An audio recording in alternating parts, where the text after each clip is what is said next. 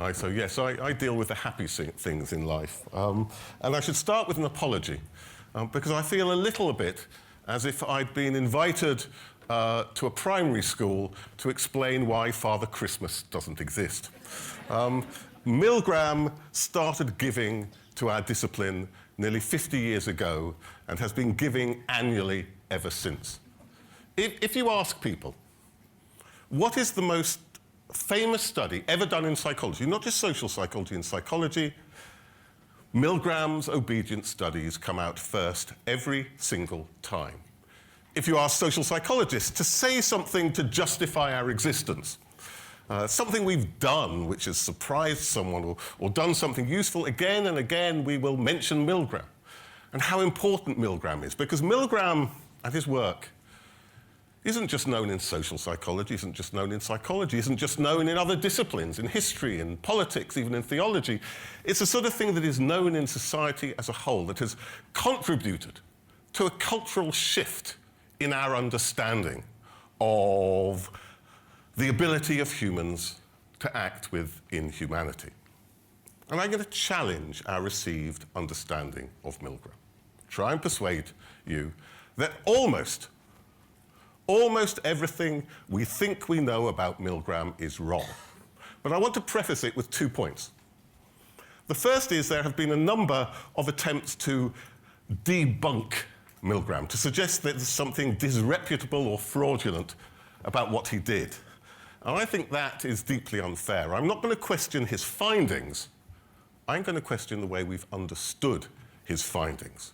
I don't seek to, if you like, to bury Milgram. I am here to stand on his shoulders and see further from the remarkable work he did. My work, our work, because nearly everything I'm going to talk about is work done with others, such as Alex Haslam and Megan Burney, who is in the audience. Our work seeks to build upon Milgram. It seeks to benefit from his amazing achievements. Now, there's good reason why Milgram has such a stature. Good reason why he is so famous and so well known. Because of the question that he addresses and the perspective he gives us upon it. It has been said by many social theorists, Zygmunt Bauman, for instance, that Western social thought since the end of the Second World War is dominated by the shadow of the Holocaust. The question that we have to ask is, how are human beings capable of acting in such extreme and such appalling ways towards other human beings? How is it possible? And every time we think that's a question for the past, every time we say never again, it happens again. It happens again in Rwanda, it happens in Bosnia. Even today, it's happening in Syria, it's happening in South Sudan, it's happening in the Congo. This is not a question for the past, this is a question for the present. And when you see such monstrous behavior, there is one very obvious way of responding to it. It's to say that those who do it must be monsters. Those who do it must have something particularly pathological or perverted about them. And for some 25 years, that was the dominant explanation. We looked for something within the individuals which made them capable of such extreme behavior, something which set the perpetrators apart from you and me, something about their personality, something about their individuality. The search was what made these individuals monstrous and what made these individuals different. And then, in 1961, 2 things happened. The first was the trial of Adolf Eichmann, kidnapped from Argentina, where he had hidden from the end of the Second World War, and taken to stand trial in Jerusalem. Eichmann, as you all know, was seen as the bureaucrat of the Holocaust, the man who made the trains run on time to Auschwitz, the man who delivered millions to their death, the man who, as a serial killer, outranked virtually anybody else in history. And as people sat in the courtroom, in Jerusalem waiting to see this man, to see the face of evil. They expected to see something which would in some way indicate to them what was it about him that made him possible to act in these ways. But what they saw instead was this. They saw a slightly hunched, nondescript, balding man fastidiously taking notes, seemingly indescript, not different, a typical bureaucrat. And one of those sitting in that courtroom was the then young German-Jewish political philosopher Hannah Arendt. And she wrote about him. She said, you could see that he was not a dangerous and perverted personality, that he was terrifyingly normal. That what characterized him, she said, was sheer thoughtlessness. This was a man marked not by being extremely perverted, but by being extremely mundane. A man narrow, a man small, not the great monster that was expected. And she came up with a phrase, and this is a phrase that has lived with us ever since. She finishes her book. In fact, she only uses the phrase, the banality of evil, twice. Once in the subtitle of Eichmann in Jerusalem, and then in her final words, what lessons does she draw from Eichmann? She draws the lesson of the fearsome, word and thought-defying banality of evil. Not the banality of the acts. Arendt is not denying or underplaying what he did, the murders, but the banality of the man and the banality of the motives, and in particular the argument that what happened in effect was here was a man, a typical bureaucrat who concentrates so hard on the details of his job, on following orders from his superiors, that he forgets the consequences of what he's doing. He forgets that what he is producing is death in huge numbers. Now, by one of those strange historical coincidences, at exactly the same time that Hannah Arendt was sitting in that Jerusalem courtroom, at exactly the same time as Eichmann was on trial, Stanley Milgram, in his Yale laboratories, was conducting his famous obedience studies. And as you all know, this is something everybody has learned in their first year, and probably, to your great chagrin, again in your second year and your third year, and if you're in Scotland, in your fourth year as well. He invites people to the laboratory, supposedly to take part in a study of learning. And when they get there, they're told that actually what this study is about is the effect of punishment on learning. We don't know much about it, he tells people. So we want to see if people learn better when you punish them for making errors. So they have to do a memory task. They have to remember word pairs. And if they make errors in the test phase, they're given electric shocks. And each time there's an error, the level of shock goes up by 15 volts, 15, 30, 45, 60. How far will they go? 75, 90, 105. Will they stop when it starts really hurting? Will they stop at 150? Will they stop at 300? Would anybody go to 450 volts? Now, of course, in reality, the person being shocked is a confederate of the experimenter. No real shocks are being given. But people don't know that. How far will they go?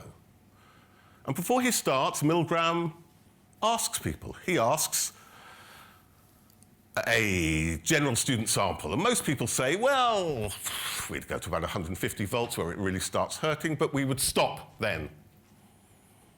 How far would other people go? Well, other people might go to about 300. No one would go further. Well, what do students know? So he asks another sample, the experts. He asks a panel of psychiatrists, how far do you think people will go? And they say, well, they'll go perhaps 150. Perhaps a few will go to 300. They said only the real psychopath would go beyond 300. The estimate was about 1 person in 1,000 will go all the way. So Milgram then runs the study on 40 people. This is the famous scale on his famous shock machine. out of 40 people in what is famously called the baseline study, a study where you're not in the same room as the victim, but you hear them, and you hear them at various points shouting with pain, demanding to be let out, claiming they've got a heart condition. In this condition, how many people out of 40 go to different points? And this is what you find. These are the numbers.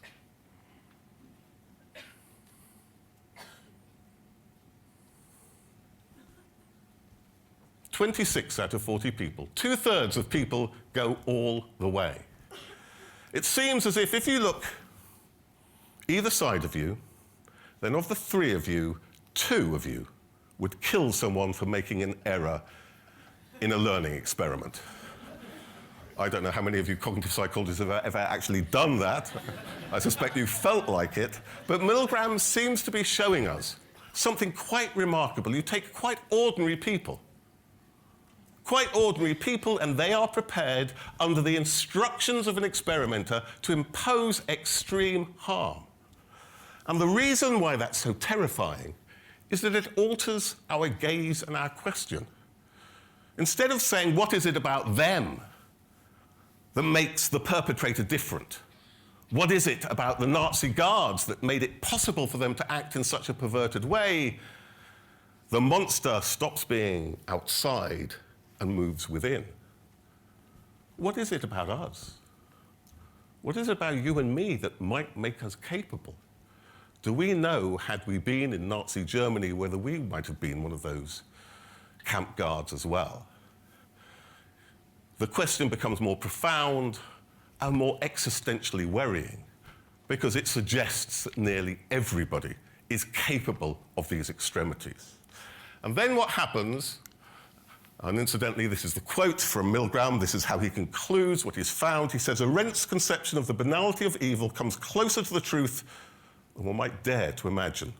The ordinary person who shot the victim did so out of a sense of obligation, a conception of his duties as a subject, and not from any peculiarly aggressive tendencies. He, like Arendt, suggests a different state, what he calls an agentic state, where you just become an agent of somebody else's desire, where you become a tool of somebody else's wishes, when you become zombie-like in your ability to do these extreme acts. And as you can see here, Milgram draws on Arendt, and in time the two weave together to create a story that is so powerful that it invades the whole world. Now, it's not very often that our experiments turn into Hollywood films. But a Hollywood film was made of this, with Winona Ryder as Mrs. Milgram. We now face a real problem. Our social psychologists now face a real problem of who do we want to play us in the Hollywood biopic.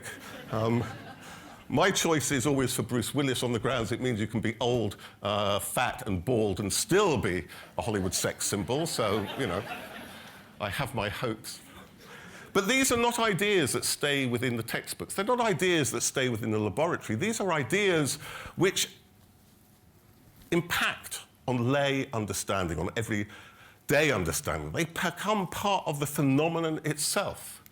And here's a quote. Incidentally, the reason for that picture is that if you Google banality of evil, for some reason that picture comes up. Somebody might want to explain to me why afterwards. But this is a quotation from a wonderful book looking at the way in which the Holocaust has been represented over time by Peter Novick. He says, from the 60s on, a kind of synergy developed between the symbol of Arendt, Eichmann, and the symbol of Milgram's subjects, invoked in discussing everything from the Vietnam War to the tobacco industry, and of course, reflecting back on discussion of the Holocaust. It's a taken for granted. It's self-evident. We all know that it is true. These separate strands, the psychology and the history, weave together to create an explanatory rope that is far stronger than either one alone. And if you have doubts within any one area, you think, well, perhaps we've got problems. But of course, it's been proven in the other. Psychologists who have doubts say, but it explains the history. And historians who have doubts say, but the psychology explains it.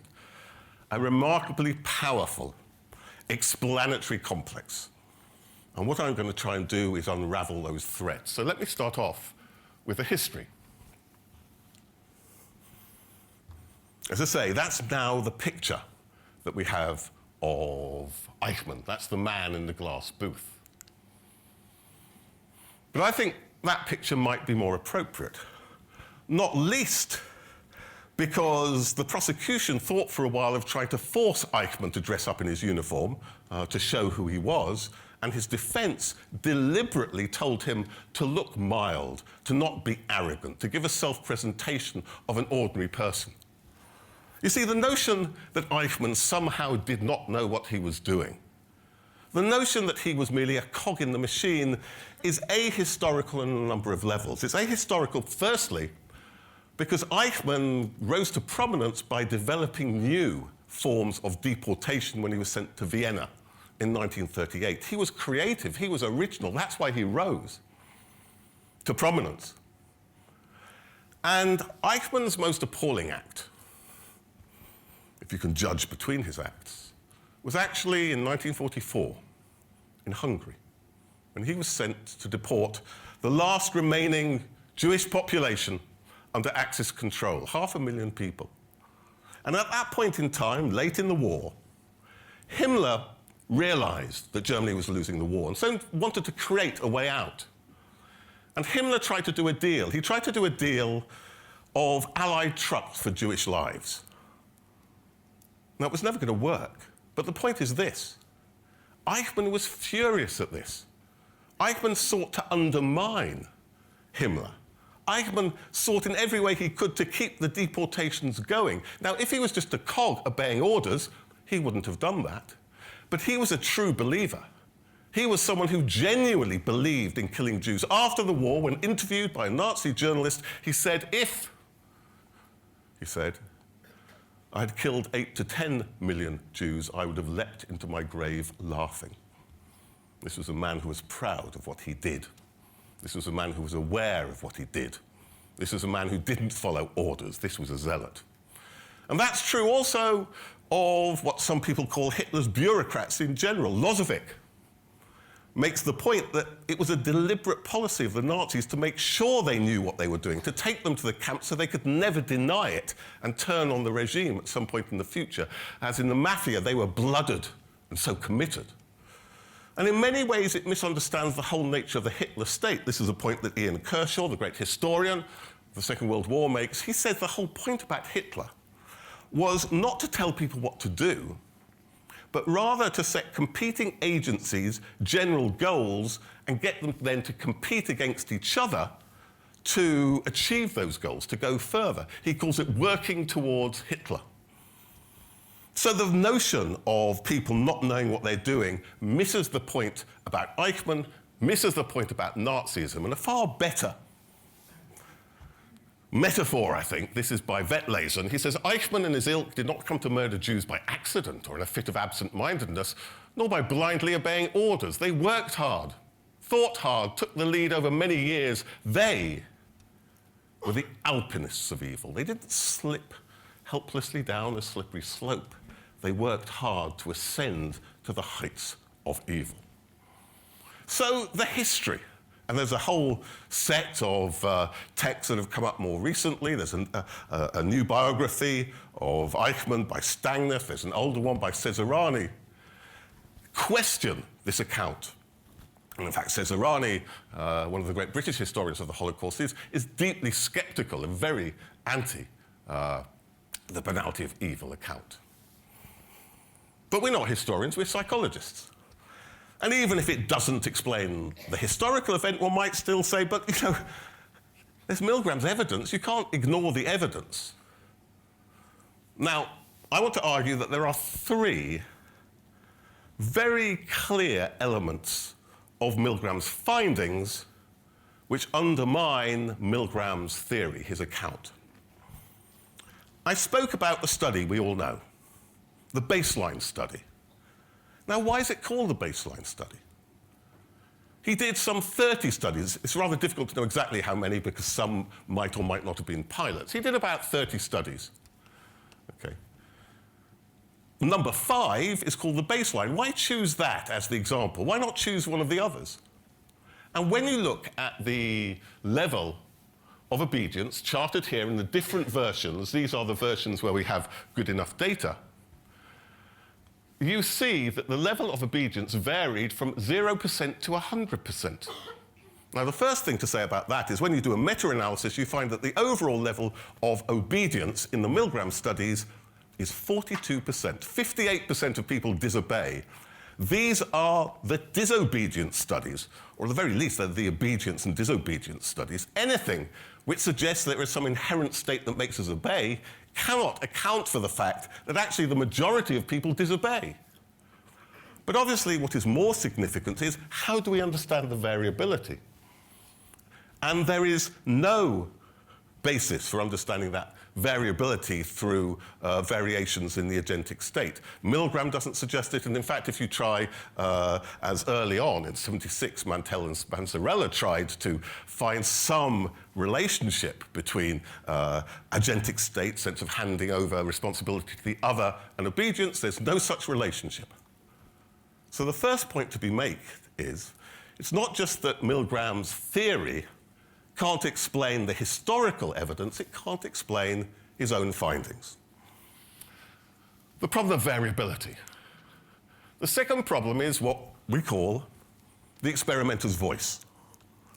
Because as you probably know, Milgram, who was actually in many ways, he was a great theatrical impresario. These were brilliant bits of theatre, of live theatre, of performance theatre, if you like. He scripted them very carefully. If, as they nearly always did, people showed reticence during the studies. If they said, well, are you sure? Is he okay? Should I go on? He scripted 4 prompts. Please continue, or please go on. The experiment requires that you continue. It's absolutely essential that you continue and have no other choice. You must go on. Now, it's self-evident looking at those that only one of them is in order. The first 3 are either requests or justifications, or a combination. Please, a request. The experiment requires, this is important, justified in terms of the science of the experiment, but the last one is an order. You have no other choice, you must go on. Now, if people were only obeying orders, then you would have thought that that last prod would be the most effective one. So what percentage of people carry on after these different prods? After the first one, 64%.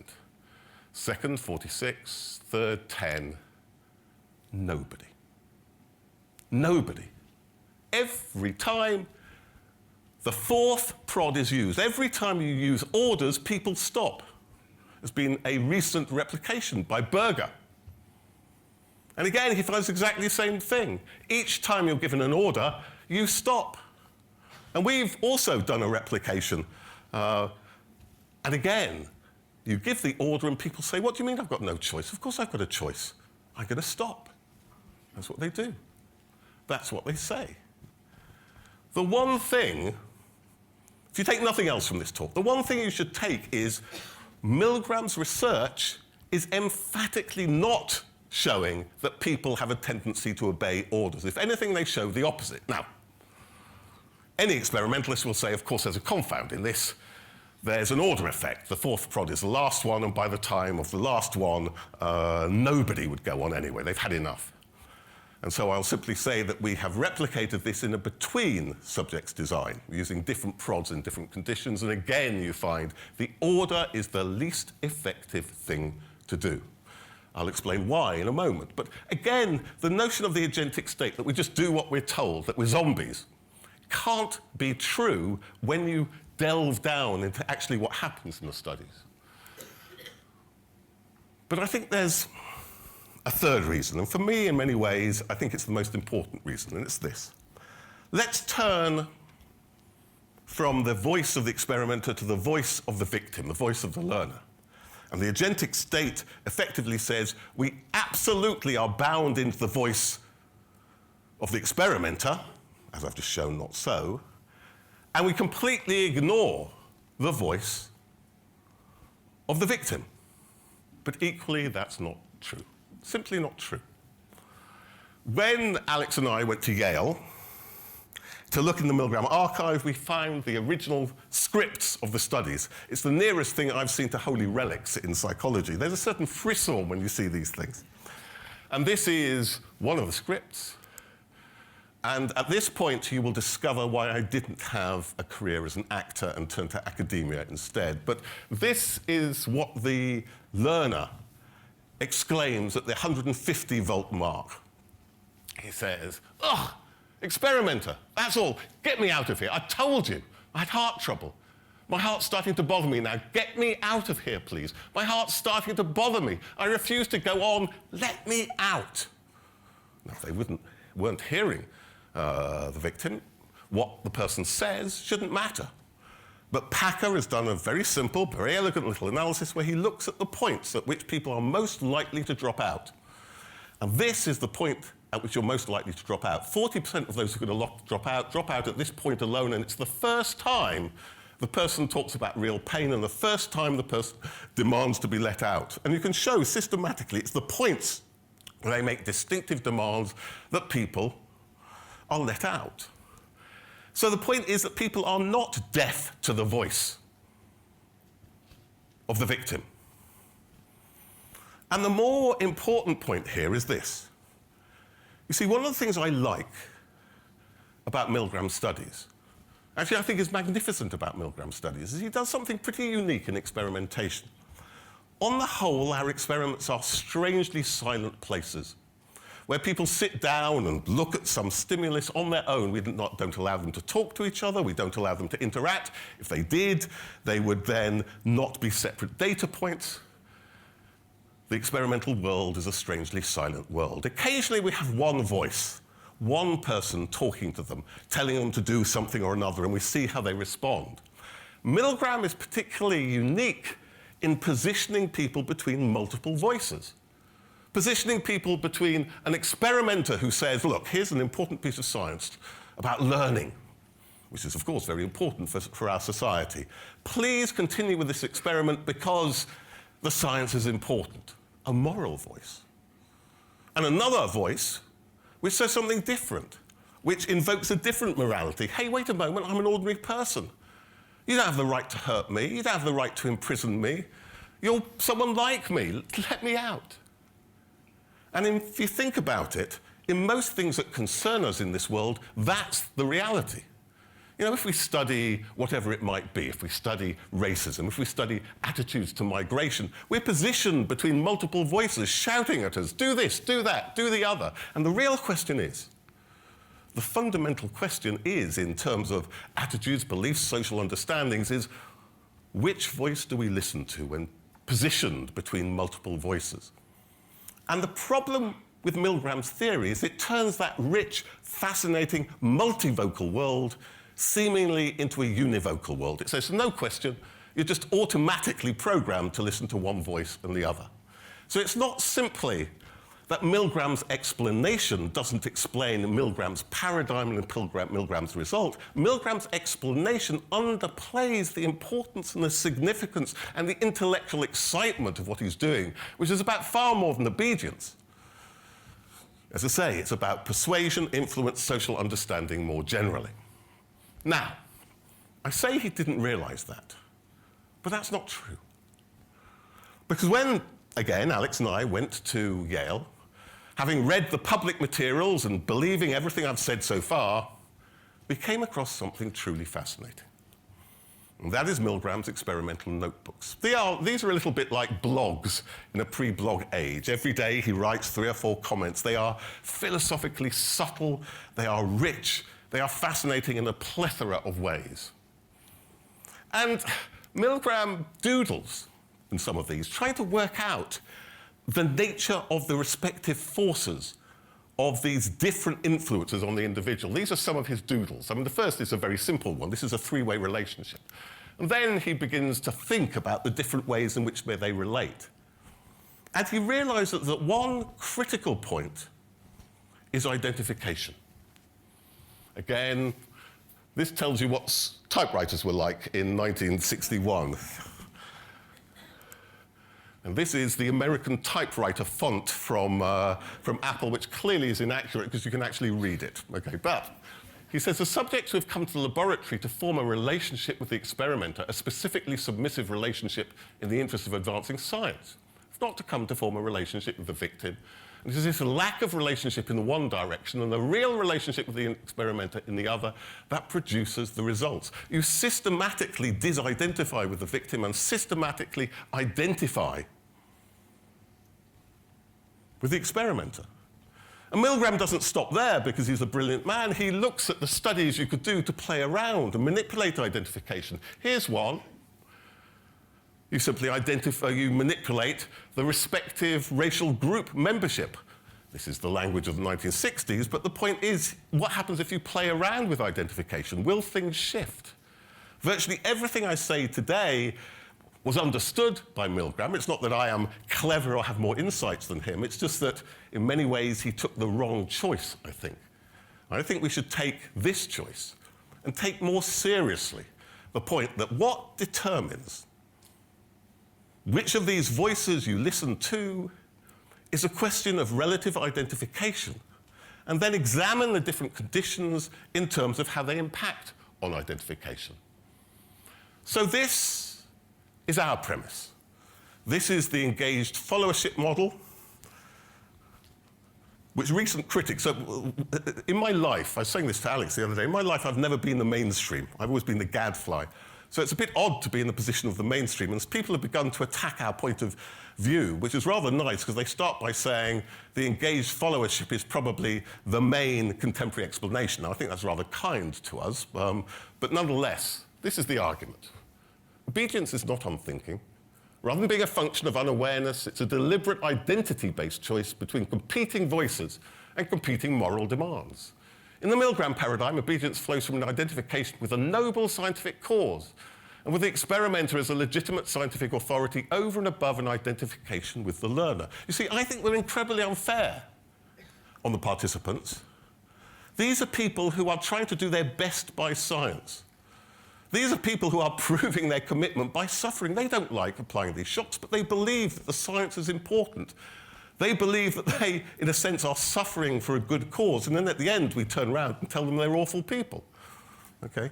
Because we know what the studies are really about, and we know they should have chosen a different morality, but they're seeking to act as moral subjects, and that's, again, I think, a telling and frightening claim, because it's telling you that people who are doing harm, from their perspective, are acting as moral subjects. Let me give you first an illustration of the notion of the engaged followers. Because, of course, toxic behavior is not something limited to the Holocaust. It's not something limited to, if you like, intergroup behavior, to ethnic cleansing and so on. It's in all sorts of walks of life.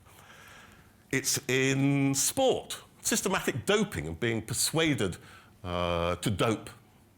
And, of course, there is corporate misdemeanors, of which probably the most famous of recent years is the Volkswagen scandal. How many people here have a Volkswagen? Come on, admit it, admit it. I do.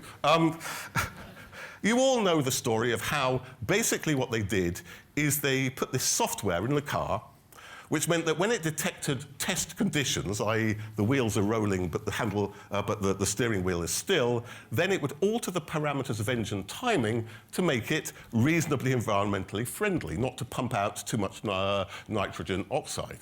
But when it was on the road, the timings were then changed for various complex reasons, which made it a polluting nightmare. Okay? So these people were doing something which to us is appalling, deeply immoral, which was killing people. These were people making a decision, following demands upon them. The engineers were doing something which wasn't that different from Milgram's subjects. And a recent biography which looks in great detail at the scandal concludes this. It's talking about the engineers who did this. It says, many truly believed they were environmentally virtuous. They told themselves that higher nitrogen oxide emissions in diesel motors were an unavoidable trade-off in order to achieve reductions in climate-changing carbon dioxide. From the outside, we think of these people as profoundly immoral. To understand their behavior from the inside, we need to understand, not to condone or to agree with, but to understand how they think they're acting as moral subjects. Because if they were simply coerced, it might have some effectiveness, but not that much effectiveness, because the likelihood is that you would have got whistleblowing of some sort or another. It's the very fact that people didn't even do that which supports this type of analysis. OK, but let's take some more traditional data. If you want to study Milgram, you can't. At least you can't as he did it, because there are one or two issues of ethics that you might be aware of. So there is a challenge as to how to do something which has, if you like, the impact and the control of Milgram, but does not violate the ethics. Now, the first thing you can do is to revisit his own studies. And one very simple thing that we did, I say we, I'm always speaking about myself and Alex and Megan, was to say to people, here are Milgram's descriptions of the various conditions. Tell us how much you think you would identify with the experimenter, how much you think you would identify with the victim, and let's then correlate those, and including the differential identification with obedience. And if you look, the black line is obedience, and you will see a very close line between identification with the experimenter and obedience. It's a correlation of about 0.78. It's a negative correlation with identification with the victim. So, for instance, if we take a variant like when Milgram did the study, not in Yale, prestigious real science, but some dowdy commercial premises in downtown Bridgeport, there'll be lower identification with the science. Indeed, that's what you get, and you get lower obedience as a result. So we get very good relationship. Of course, there are limits to this data, but it's a first indication that we might be able to solve one of the problems of Milgram, which is explaining variability. But that's not enough. We need to create new data. So we've tried to develop a number of paradigms. Those of you who were in Megan's talk earlier will have heard her talk in more detail about using virtual reality paradigms, where you're not shocking a person, you're shocking an avatar. There's a body of research by people like Mel Slater showing the viability of virtual reality for looking at social process, particularly when you're looking at extreme behaviours. The second has been what we call immersive digital realism. This is work we did with an Australian filmmaker, Catherine Millard, who, if you want to be impressed, Catherine directed Kate Blanchett's first film. And then she came to direct Alex and I. So I'll leave it to you whether to conclude her career's been going up or down as a result. But what she developed, it really skillfully, it's a paradigm where you use professional actors and a professional director. And the director directs them into a character. That's all they do. Say, you're this sort of person, this is what you're like, and then puts them in a situation of which they have no knowledge. They don't know they're going to a Milgram study, but they go into a Milgram study. And the question is, can they act as people did in Milgram's studies? And we think, again, it's like a very sophisticated form of role play. We made a film out of it, a film called Shock Room. I would recommend it to you, and then you can judge yourself how useful you think it is. And the third, much more traditionally, is we took online paradigms which mimic the structure of 30 steps, as in Milgram, of doing behaviours that are more and more toxic. So one example that we started with is where you have to say truly nasty things about groups. And it starts off that those groups are groups like the Ku Klux Klan. That's easy to do. But when you start to have to say it about nurses or families, it becomes more and more toxic. Or a second paradigm, you'll like this, you have to give feedback to people. So, like Milgram, we say we want to see whether people learn from positive or negative feedback, and then you're told that the other person has produced these various creativity tasks, and then you give feedback which starts off with, actually, that's not bad, down to, my God, a 3-year-old could do better.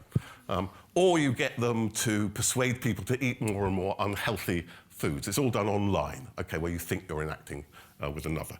All of these have their limits, but in triangulating them, I think you can get some quite nice data. So, for instance, if we take online digital realism, at the end of the study, we do a number of the different Milgram paradigms, we measure their relative identification with the experimenter or with the victim, and then we correlate that with the maximum shock, and there's a nice, clear correlation.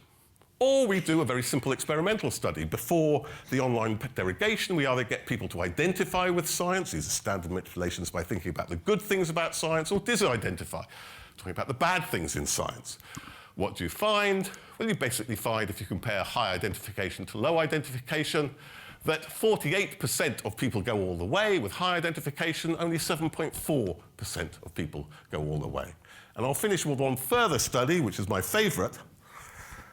We reasoned that if it's about identification with science, you're more likely to identify and go further when the studies are justified in terms of high-status science rather than low-status science. Now, you all know that work which says that when you make illogical statements using neurobabble, neuroscientific terms, people are more likely to see them as logical.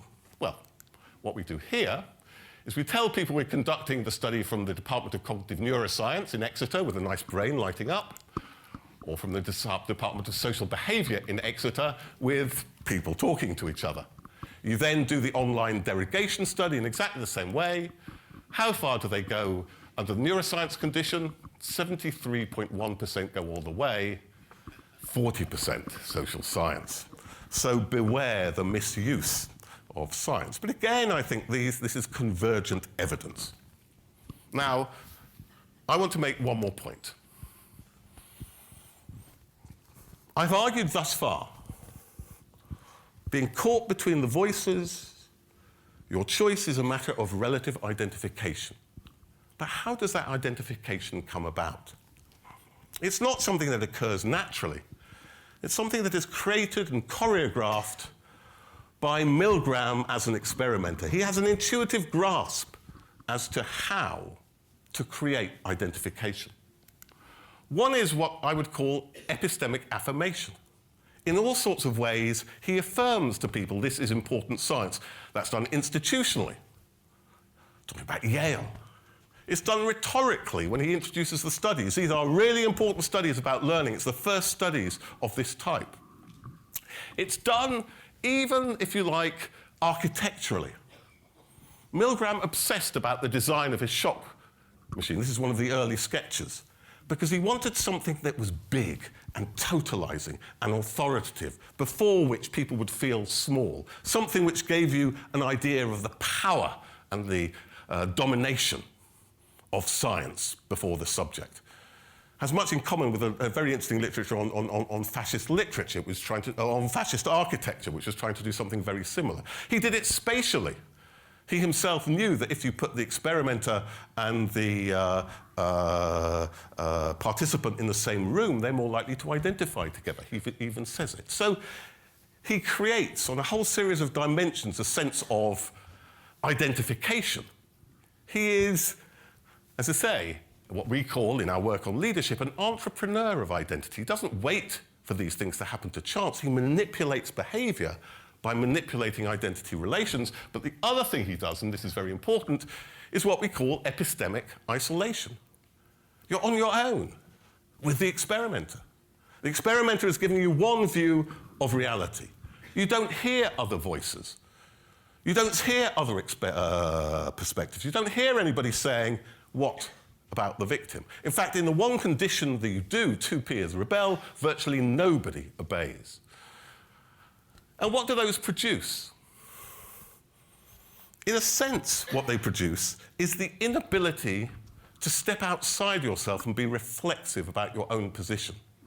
And here, I just want to make a point about ARENDT. Thus far, I've talked about ARENDT and Milgram as the same thing. Actually, I think that's unfair on both of them. I think the encounter between them, which many people think is the glory of both, is actually the tragedy of both. Because it leads Milgram to simplify his account, thinking, oh, well, this will have real impact. But it leads to a misunderstanding of what ARENDT was really saying. Thoughtlessness has a very different meaning, if you like, from a cognitive or a philosophical point of view. For Milgram, thoughtlessness was unawareness. For ARENDT, thoughtlessness is the lack of a reflexive stance, the lack of thinking about what you're thinking from the position of another. And the point is that what Milgram is producing is a paradigm in which it is remarkably hard to take an external stance and be critical about what you're doing. Right? ARENDT was aware that Eichmann was aware. ARENDT knew about 1944.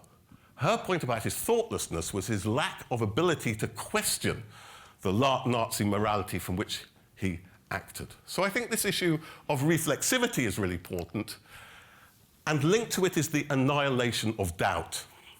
I think, again, there's a really important point here that we have very simplistic ideologies and psychologies of doubt, and that there's a real danger with too much doubt, at which point you don't act, but too little doubt can be totally toxic. That could be an interpersonal difference, but it could be a socially produced difference where the ability to hear different voices or to weigh those different voices or to take them seriously is changed. So let me come to my conclusions. What I think we should draw from this. The first conclusion is ordinary people can indeed commit acts of extraordinary harm. I don't question that.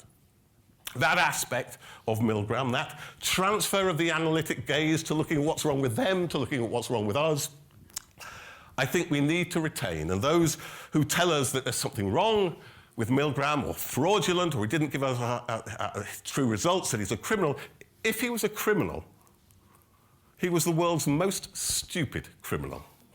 Because the Yale archive includes absolutely everything. All the evidence is there, which is why we can go back and look at it again. So I think the actual findings are not artificial. The fact that ordinary people can do these things, I don't doubt. But the point is in the explanation. We argue that people are not programmed to obey orders. Rather, they make active choices as to whether to prioritize the voice of authority over others. It's a choice. It's a choice rooted in a process of identification. If we understand those processes of identification, then we are on the route to understanding where people position themselves in this complex and multivocal social world. And what's moreover is rooted in a process of mobilization. This is a point that Alex makes, and I think it's a really important point. In this experiment, Milgram is a leader. Milgram is somebody who constructs a sense of who the subject is and how the subject should be positioned and what they should do and what is moral. And you can make the point more generally in all our studies. Actually, the experimenter is the leader, and you understand many experiments far better if you understand that. But more generally, what we often take as passive or perceptual processes of identification are fundamentally processes of leadership and processes of mobilization.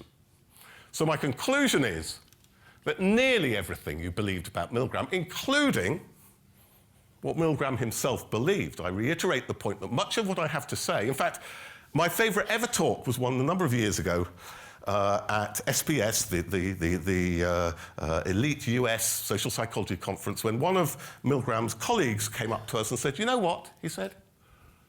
"I think Stanley would agree with everything you've just said." And I'm pleased about that, because as I said at the beginning, we're not here to debunk, we're not here to knock down, we're not here to play one-upmanship of some sort. We're here to address a fundamental issue. We're here, in a sense, to recover the richness of Milgram's thought. So nearly everything you believed about Milgram, including what Milgram believed, is wrong. And if you want to know more, you can watch Shock Room. Catherine is in the middle.